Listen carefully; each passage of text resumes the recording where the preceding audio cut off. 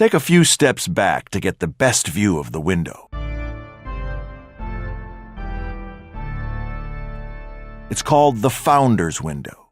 That's St. Patrick there in the center in a red robe, preaching to a group of peasants in Ireland.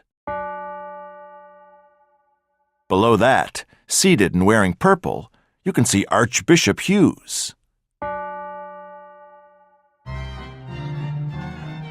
Back in the 1850s, he was the one who thought of building St. Patrick's Cathedral in the first place. It's hard to imagine, but when Archbishop Hughes chose this spot for the cathedral, this part of Manhattan was practically countryside.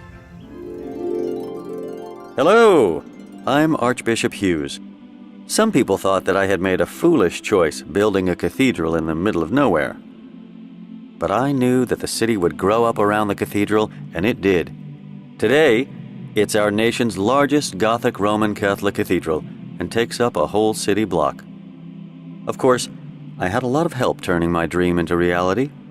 Here in this window, standing to my right, you can see the architect of the cathedral, James Renwick, showing me the layout of St. Patrick's. On the bottom right, look for the blue folder near my feet, filled with more of Renwick's plans. There's an image of it on your screen now. His name is even written on the outside.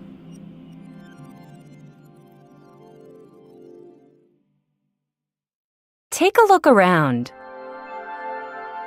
This cathedral is full of beautiful paintings, sculptures, and stained glass windows. These things could be found in churches hundreds and hundreds of years ago. Back then, most people didn't know how to read, so these images were used to tell religious stories in pictures instead of words. Now check out the carving in the wall above you. It's one of 14 carvings called the Stations of the Cross that tell the story of Jesus Christ's death. Christianity teaches that Jesus is the Son of God and that he came to earth to teach us about love and to save us from our sins. You're standing at the 8th station. It shows Jesus with his cross talking to a group of women he encountered before he died. He tells them not to cry over his suffering.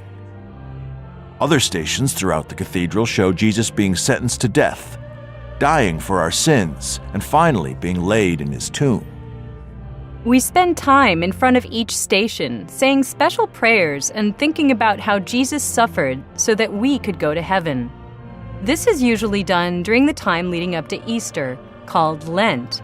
On Easter itself, we celebrate how Jesus rose from the dead to live forever. Everywhere you look inside the cathedral, there are stories. The stained glass window just above this station shows the men who helped build St. Patrick's back in the 19th century. To hear this story, press play.